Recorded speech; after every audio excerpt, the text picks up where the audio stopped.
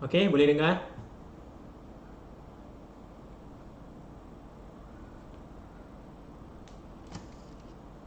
Okey.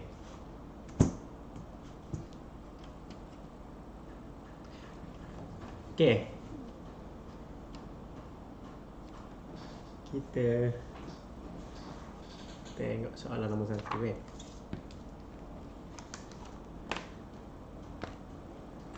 Hai Jolly.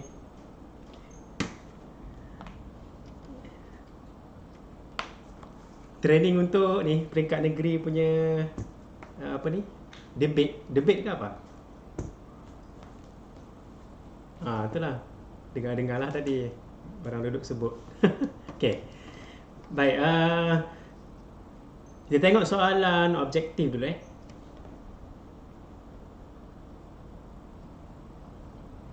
Okey, soalan objektif dulu.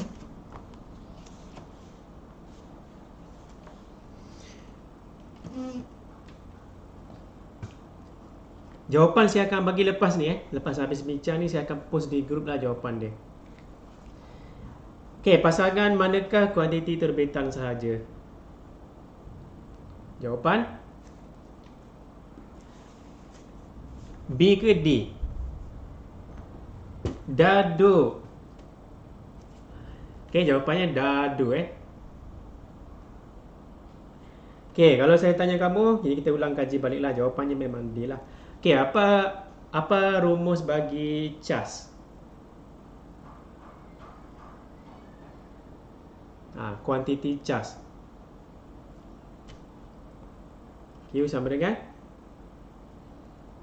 Okey, bagus. Ada juga yang ingat. Q sama dengan IT. Okey, dia asal dia daripada arus sama dengan Q bahagi T kan. Bila pindahkan jadi Q sama dengan I darab T lah.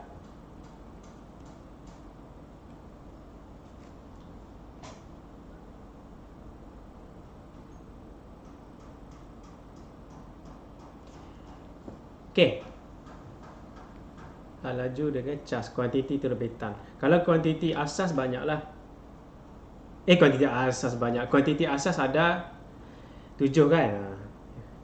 Kuantiti lain daripada asas itu adalah kuantiti terbitan lah. Okey, yang kedua, graf manakah menunjukkan hubungan bertambah secara linear? Jawapan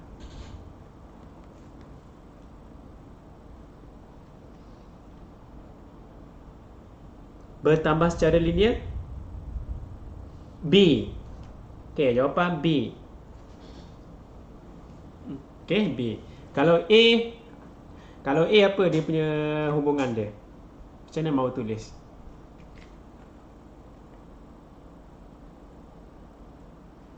Seragam. Yang A macam mana ingat? Hubungan kita ada belajar berapa? Ada bertambah secara linear, berkadar langsung, kan? Berkurang secara linear. Itu je. Jadi kalau ni adalah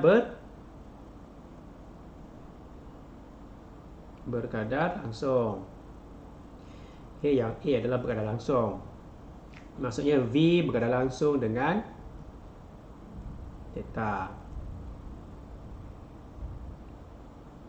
Okey? Boleh? Kalau dia tak kena kosong, dia tak kena asalan, garis lurus, dia tak kena asalan, itu meningkat secara linear lah. Kalau macam ni meningkat lah. Boleh?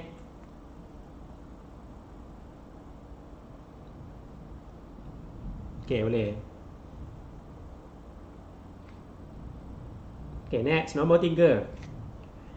Okey, antara berikut pergerakan basikal. Okey, pergerakan basikal. Kita tengok graf dia. Ini penting ni. Untuk exam pun sangat-sangat penting lah. Sesaran lawan masa. Okey, jawapan kamu apa? WX tu apa?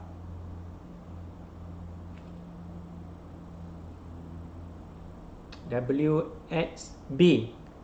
Jawapan kamu ada jawapan lain? Jawapan A. Siapa yang sebut A tu? Okey, jawapannya adalah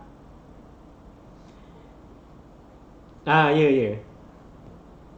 Okey, jawapannya adalah A. Okey. Graf sesaran lawan masa kita ingatlah kita ada graf S lawan T. Okey, S lawan T. Kalau S lawan T, kecerunan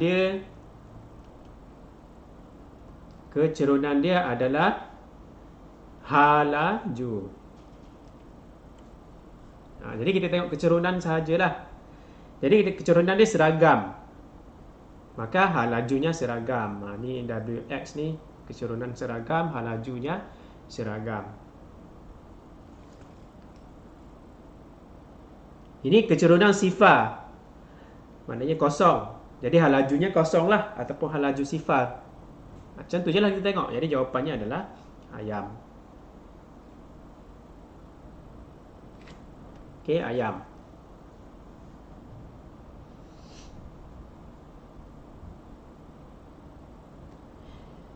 Okey, yang keempat. Manakah? Okey, yang keempat soalan dia senang je sebenarnya. Inersia paling tinggi. Jawapan dia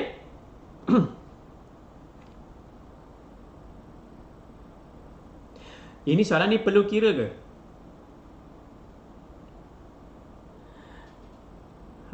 Adakah kita perlu mengira? Soalan ni tanya, yang manakah mempunyai inersia paling tinggi? Inersia paling tinggi. Kita kena ingat baliklah, inersia itu bergantung kepada apa? Bergantung kepada kuantiti jisim. Jadi dalam soalan ni, inersia paling tinggi maksudnya jisim paling tinggi. Jadi kita tak payah tengok ayat-ayat lain, cari je jisim paling tinggi, itulah jawapan dia. Jadi A 1 kilo, B 0.1, C 0.8. Paling tinggi D lah. Senang inersia bergantung hanya kepada jisim. Ingatlah, dia ini satu-satunya konsep paling mudah lah. Inersia ni dia hanya bergantung kepada jisim. Tak kisahlah halaju ni macam mana. Okay, dia punya apa lagi, faktor-faktor lain tu dia tak kisah. Yang penting jisim dia paling tinggi lah. Yang penting jisim sahaja. Okay, jawapannya D. Nombor 5. Okay, momentum.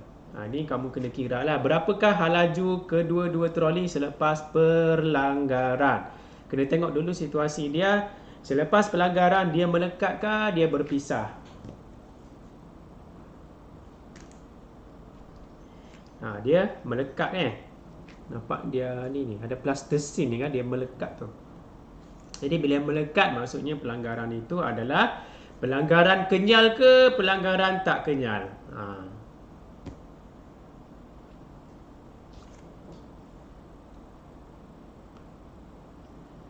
Pelanggaran tak kenyal. Okey. Pelanggaran tak kenyal, dia melekat. Kalau pelanggaran kenyal, dia tidak melekat selepas pelanggaran. Jadi di sini siapa dapat kira jawapan dia apa?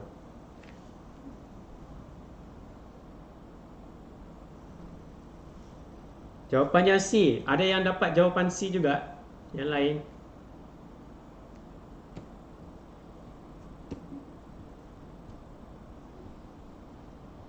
Satu orang je dapat C. Kita pakai rumus dia. Rumus dia yang M1 U1 tambah M2 U2 sama dengan M1 tambah M2. Sebab dia melekat, maksudnya halaju akhirnya sama kan. Kita pakai ni je ni.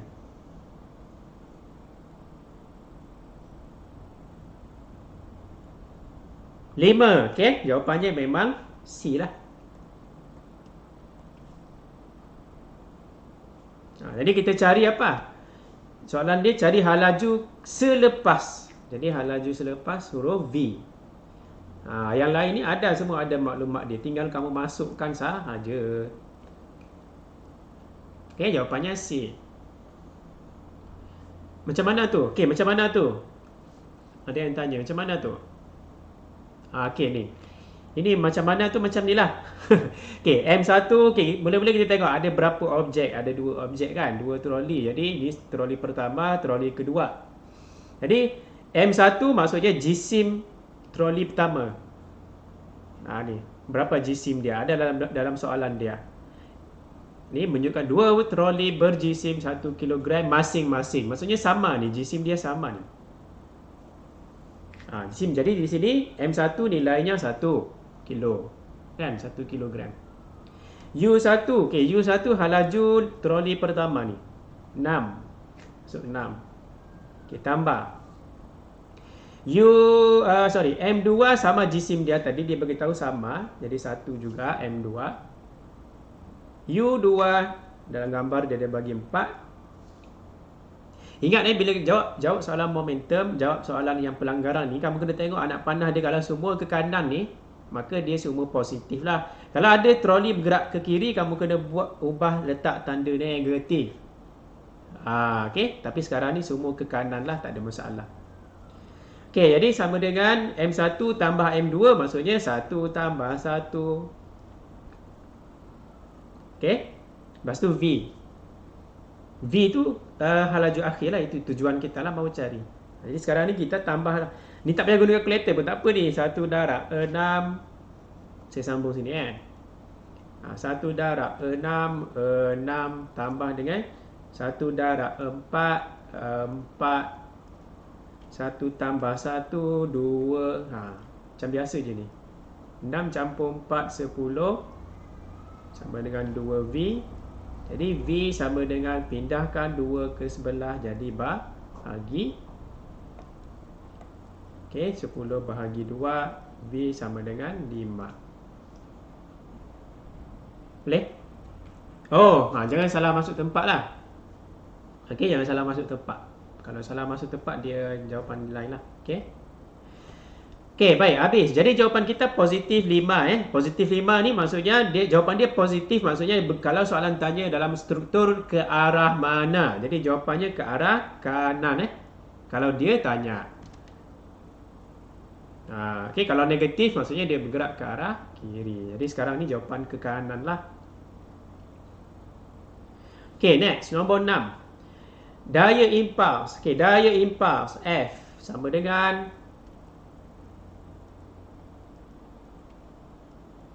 ni kena ingat rumus daya impuls.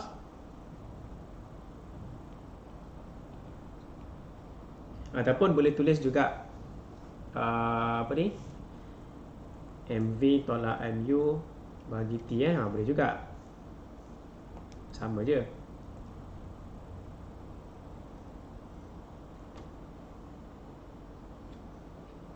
Okey.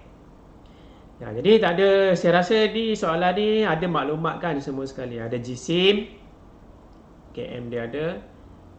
Jawapan kamu dapat berapa? Okey, 1440 Newton. Okey? 1440. Asal dia, kalau kamu asal dia soalan tanya magnitude Kalau tidak ada perkataan magnitude, kamu akan dapat asal dia negatif 1440. Yang jawab A tu masing-masing dapatkan yang negatif ni. Kalau soalan tanya magnitude, negatif tu kita buang lah. Jawapan akhirnya kita ambil positif sajalah. Tapi asal dia memang ada negatif depan ni. Ada yang tak dapatkan negatif. Okey, maknanya terbalik tu. Maksudnya kamu buat V dengan U tu, kamu terbalik lah dia punya susunan. Jadi kalau tak dapat, maknanya saya kena terangkan lah. Sebab penting sebenarnya negatif tu. Cuma dalam soalan ni dia minta magnitude, ambil positif sajalah. Okey, M64 kilo. Okey, V adalah halaju akhir. Halaju akhir dalam soalan dia kata mula-mula halajunya 9. Ini halaju awal. Dia kata dan berhenti. Maksudnya last kali dia akan berhenti. Jadi V dia itu kosong. V di sini ni kosong. Tolak dengan K. U dia awal dia 9. Awalnya 9. Jadi 0 tolak 9. Di bawah masa dia 0.4. Di bawah tak ada masalah, masa dia ada dibagilah. Jadi di sinilah ni.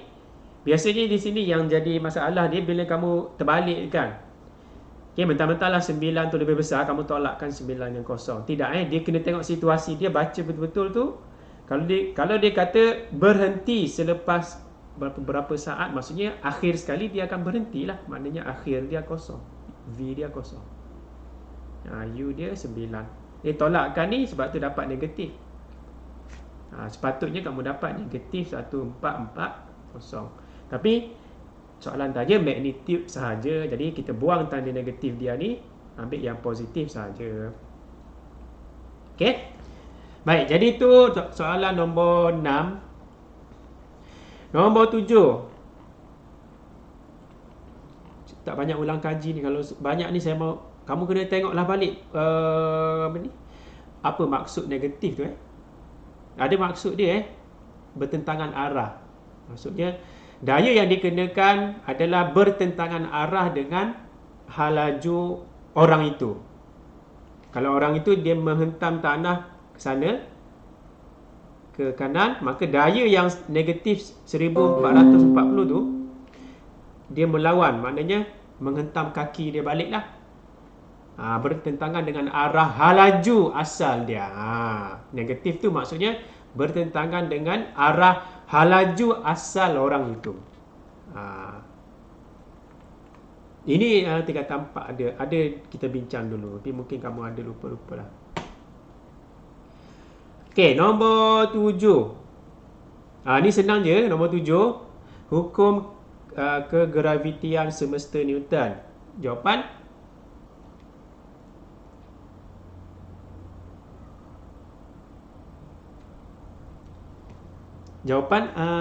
B. Jawapan B, 1 dan 3. Betul 1 dengan 3. Okey, kamu tengok rumus dia sajalah. Kalau kita ada dua objek, ada gambar macam tu kan, ada dua objek yang saling tarik, saling memberi daya antara satu sama lain. Jadi kamu ingat satu rumus yang famous lah, yang ada M1, M2 dengan R kuasa 2 macam ni. Jadi kalau F tinggi, maksudnya yang ini mesti tinggi. Kalau F dia rendah, maksudnya R dia mesti tinggi. Kadar songsang dengan yang bawah tu. Yelah, betul lah. Jadi kalau kita mahu F dia tinggi, maksudnya di bawah dia kena rendah. Okay? Yang ni hasil darab jisim, hasil darab M1, M2.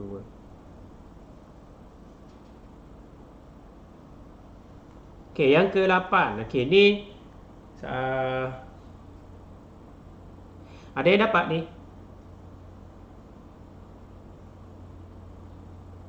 Dia guna nisbah ni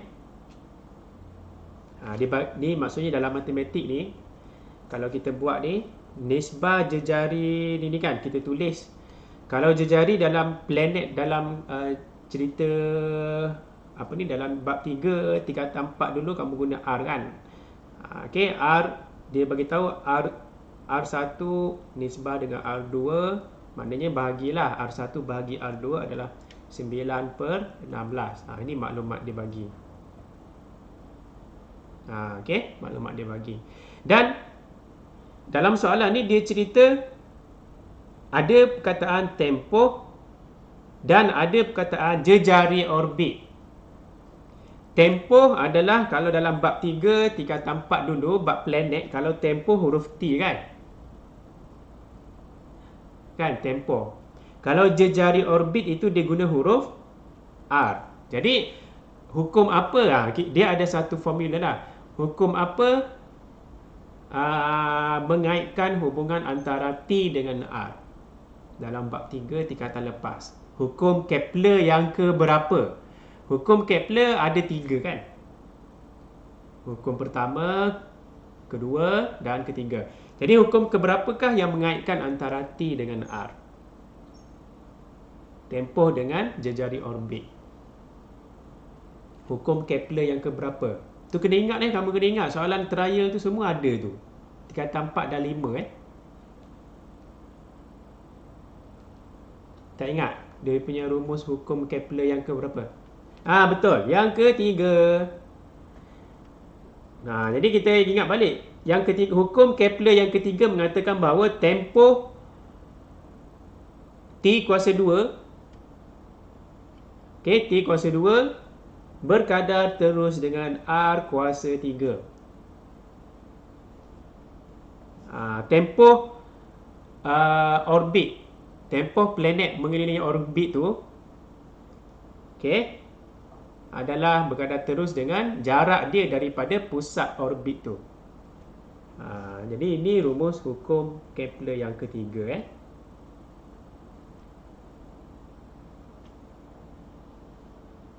Jadi di sini kita guna rumus yang Kepler itulah. Jadi dalam pengiraan, kalau kamu ingat balik, kita boleh tulis dia punya rumus dia T1, kalau kamu ingat balik lah, T1 per R1 kuasa 3 sama dengan T2 kuasa 2 per R2 kuasa 3. Nombor 1 yang di bawah, nombor 1 ni, 1 ni merujuk kepada planet pertama. Nombor 2 ni merujuk pada planet kedua. Ni hukum Kepler yang ketiga. Jadi sekarang ni kita mau guna maklumat ni. Maklumat ni.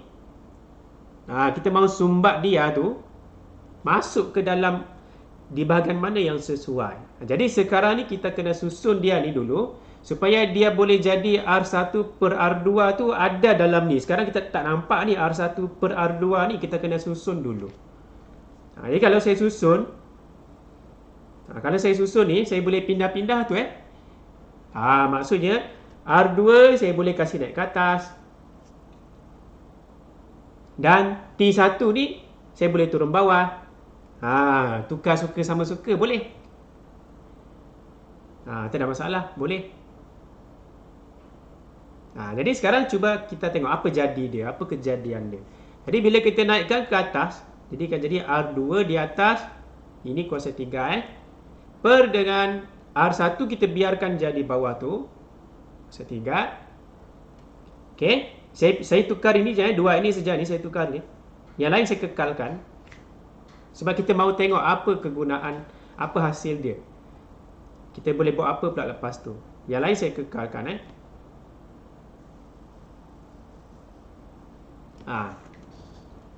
kamu nampak sekarang ni. Dia hampir-hampir kita boleh guna ni maklumat ni kan. Kita ada R1 per R2. Tapi di sini kita ada R2 per R1. Maksudnya kita boleh gunalah sudah. Maknanya kita terbalikkan lah. Kalau sini 9 per 16, kita boleh ganti sini nanti 16 per 9. Jadi di sini, dalam matematik kalau kuasanya sama, dalam pecahan, kalau kuasanya sama, untungnya kita boleh ubah lagi menjadi lebih simple. Kita boleh tulis macam ni. Sama dengan kita boleh tulis macam ni. Lebih simple lah. Maksudnya kita sekalikan dia kuasa 3 tu. Kalau asal macam ni, kita ubah sikit jadi macam ni. Jadi sekarang kita tinggal apa? Kita tinggal masukkan saja 16 per 9. Jadi di sini saya akan tulis 16 per 9. Terbalikkanlah. 16 per 9. Di luarnya kuasa 3. Sebab rumus dia memang kuasa 3 dari asal. Sama dengan T2 per dengan T1 dalam kurungan kuasa 2. Kamu boleh ikut ke tidak ni? Ke sudah lost dari mana lagi ni? Boleh Ada yang boleh nanti kalau yang boleh tolonglah yang tak dapat nanti Jadi sekarang ni kita soalan dia mau apa? Soalan dia, kita tengok balik soalan dia. Soalan dia tanya berapakah nisbah bagi tempoh? Bagi tempoh maksudnya soalan dia mau berapakah nisbah bagi T1 nisbah T2. Ni soalan ni mau cari yang ini. T1 nisbah T2 berapa? Tapi sekarang kita menghampiri dia punya matlamat lah. Kalau kamu perasan kan, kita ada sudah, ini ada sudah dimasukkan sudah 16/9. Okey, sekarang ni masalahnya ini soalan dia mau T1 per T2. Tapi kita ada T2 per T1, tak ada masalah. Kita selesaikan dulu. Okey, tekan kalkulator. Tekan dulu kalkulator kamu, berapa jawapan ni? Okey, berapa jawapan ni? Yang ini ni kita biarkan je ni begini. Nanti kamu ambil punca kuasa 2. Jadi kalau saya tekan kalkulator,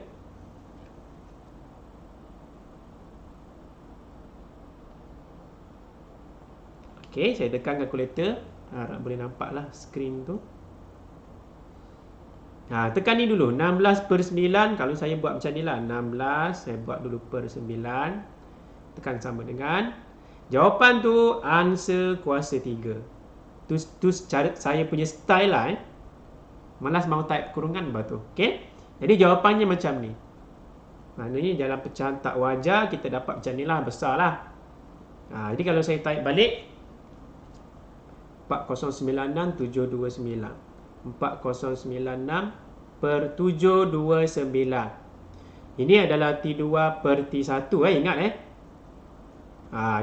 Ini adalah T2 per T1. Tapi kita ada kuasa 2. Maknanya kita kena singkirkan dululah. Okey, macam mana mau singkirkan? Yang sebelah kiri ni kita kena kasih apa? Puncak kuasa 2 ke semuanya. Okey. Puncak kuasa 2 ke semuanya. Jadi jawapan kita tadi tu, tekan saja punca kuasa 2, ada sudah ni. Punca kuasa 2, tekan answer saja. Tengok dalam pecahan tak wajar, tekan shift, tekan ABC, 64 per 27, T2 per T1. Jadi kalau T1 per T2, macam mana lah? 27 per 64 lah, terbalikkan je lah atas bawah tu.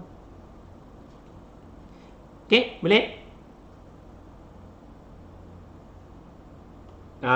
Kalau kamu tak sempat tangkap pun tak apalah, nanti kamu tengok rakaman lah. Okey.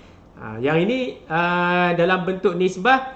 Jadi T1 nisbah T2 sama dengan 27 nisbah 64. Jawapannya di situ D, daun.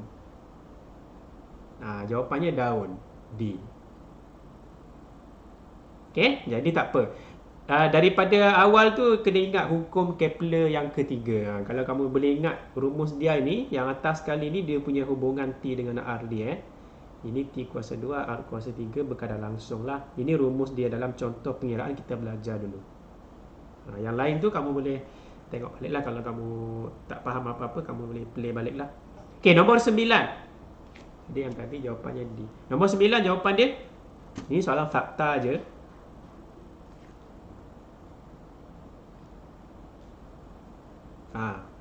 Satelit bukan geopegon. Maksudnya dia bergerak-gerak ni. Kalau geopegon maksudnya dia statik.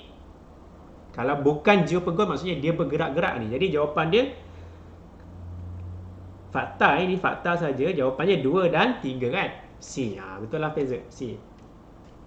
Okey, 2 dan 3. Ni tengok balik lah, ulang kaji balik. Okay, apakah konsep kalau pengukuran suhu badan manusia menggunakan termometer? Okey. Maknanya ada termometer yang bersentuhan dengan manusia. Itu adalah konsep apa?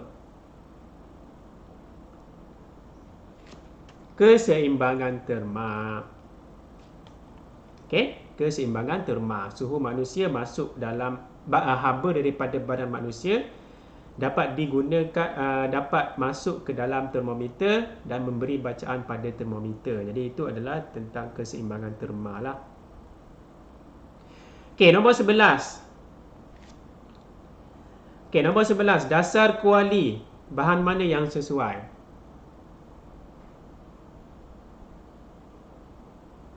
Yang paling rendah ke yang paling tinggi dia punya C dia? A. Betul? Jawapannya A. Kita mahu kuali itu cepat panas. Dasar dia tu cepat panas. Jadi yang paling cepat panas nilai yang paling rendah lah.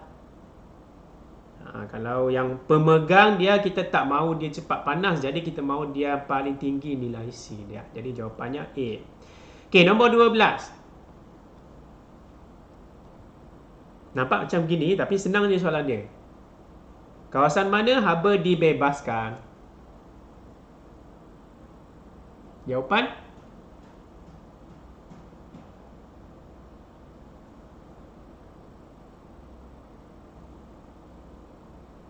Haba dibebaskan.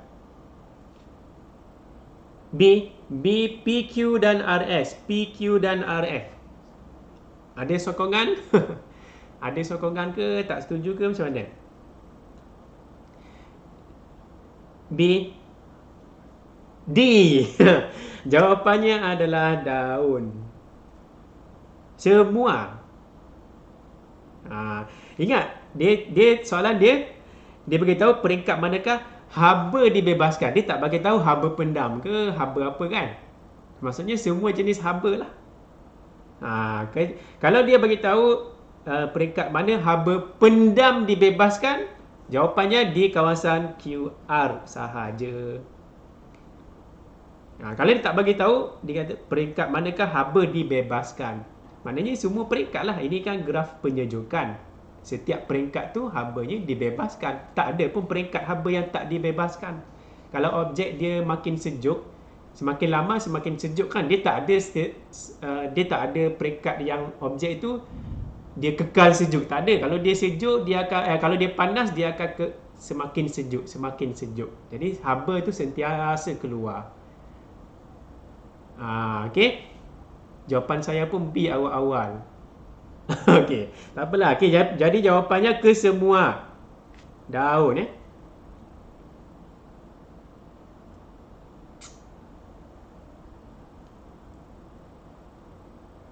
Boleh? Kamu boleh ke ni?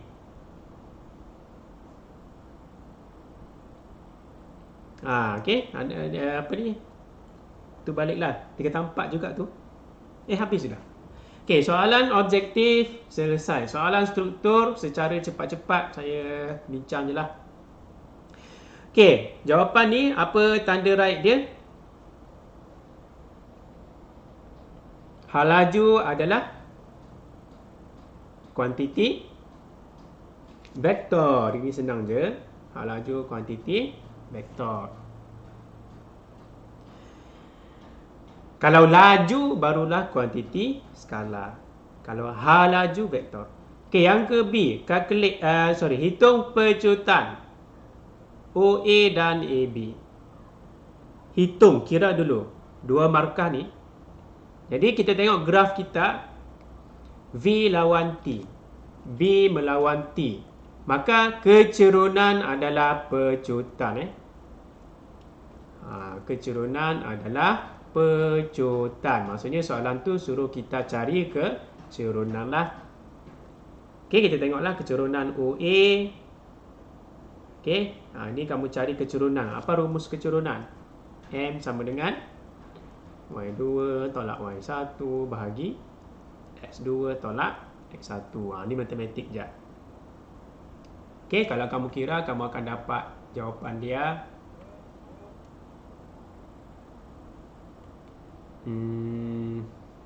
1 Untuk OA jawapannya 1, 15/15. Ini kamu buat jalan kerja dia ni.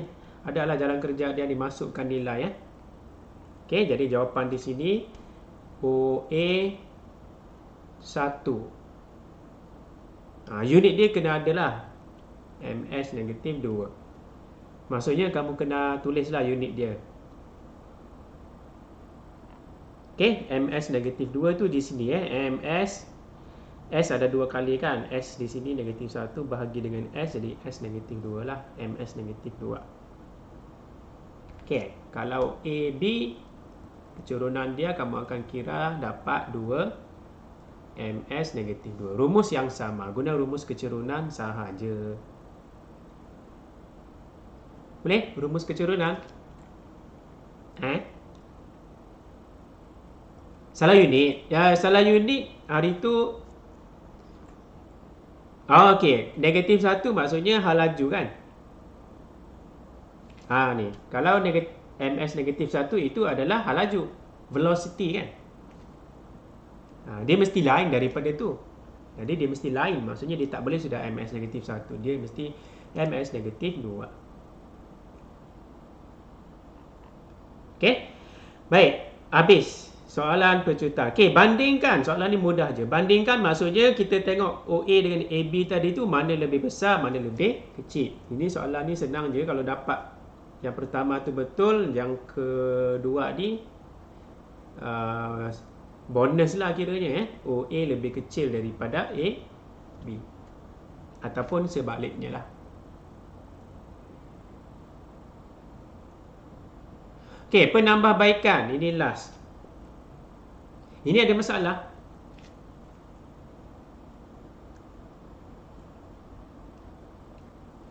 Tiada ni kita ingat balik.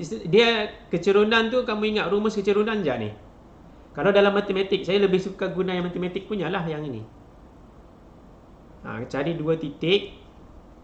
Kan kalau dalam matematik kamu buat, kalau mau cari OA ambil 2 titik ni. Macam tu. Kalau mau cari AB maksudnya titik ni dengan titik ni. Tolaklah dua-dua tu. Semua koordinat dia bagi sudah kan. Okey, jadi habis. Okey, penambahbaikan supaya pecutan bertambah. Dia apa yang boleh dibuat supaya pecutan bertambah? Dari segi jisim kereta, kita mahu jisim besar ke kecil? Jisim besar? Jisim besar kah? Jisim kecil lah kan. Secara logiknya, sekejap, ada soalan ni, sekejap Saya ingat 2 tolak 1. Okey, bukan. Kalau kita undur balik soalan ni. Bandingkan bukan maksudnya kita cari beza dia. Jangan pula kamu tolak ni. 2 tolak 1 jadi 1. Tidak. Bandingkan kalau dalam bengkel hari tu yang penceramah bagi tahu, bandingkan maksudnya kita kena tulis sama ada guna simbol ataupun ayat. Lebih besar ataupun lebih kecil kan. Bandingkan. Mana besar, mana kecil. Okey. Jisim kereta, okey, kita mahu jisim kecil ataupun lebih kecil. Okey. Sebab dia mana soalan dia? Sebelah kali. Ni. Kenapa kita mahu kecil? Supaya simple je. 2 patah perkataan saja ataupun 1 patah saja perkataan. Supaya lebih ringan. Senang je jawapan dia. Kalau kamu tulis supaya pecutan bertambah, betul ke salah?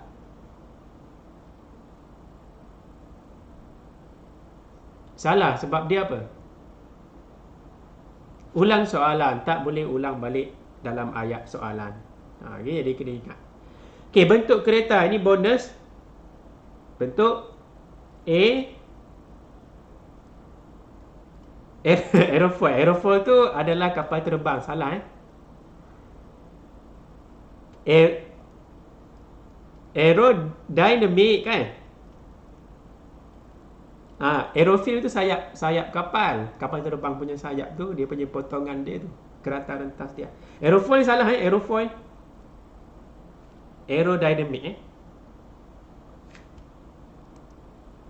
Okey, aerodynamic Okey. Sebab dia supaya okey, betul. Mengurangkan, saya buat ringkaslah, rintangan udara. Okey, mengurangkan rintangan udara. Ya.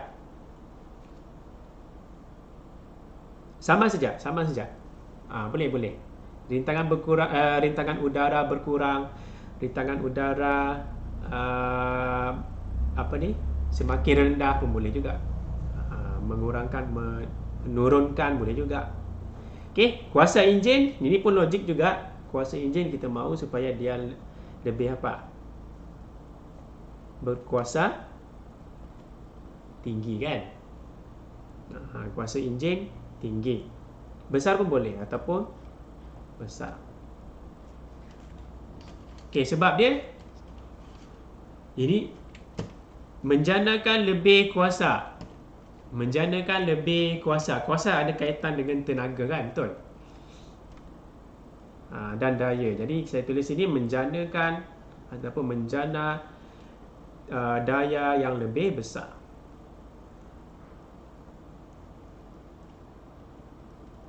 Daya yang lebih besar.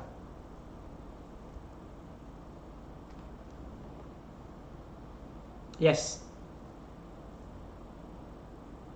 Boleh, sama je. Daya yang penting keyword dia ada daya, ada lebih besar. Tu je. Lebih besar ke, lebih tinggi ke, daya membuat-buat ke. Tak boleh lah membuat-buat macam tu. Tak senonoh pula. Dia punya ayat dia lebih besar lah biasanya. Daya lebih tinggi boleh lah. Membesarkan daya pun boleh juga. Menambah daya pun boleh. Sekejap. Kalau bentuk kereta salah tapi sebab dia. Okey, betul. Kalau dalam soalan ni, untung dia kalau bentuk salah sebab dia betul, dapat markah. Contohnya tadi aerofoil salah tapi jawapan sebabnya betul, dia masih dapat satu markah. Dia tak berkait antara satu sama lain dari segi markah.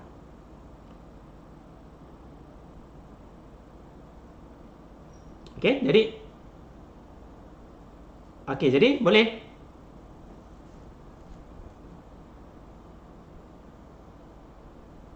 Boleh kan? Jadi kalau yang tadi soalan yang objektif tadi, kalau kamu tak sempat menyalin ke apa tentang yang nombor 8 tadi tu, boleh tengok balik lah nanti. Okay, saya cepat sikit tadi tu. Okey. Jadi rasanya kalau tak ada apa-apa soalan, itu je lah. Okey.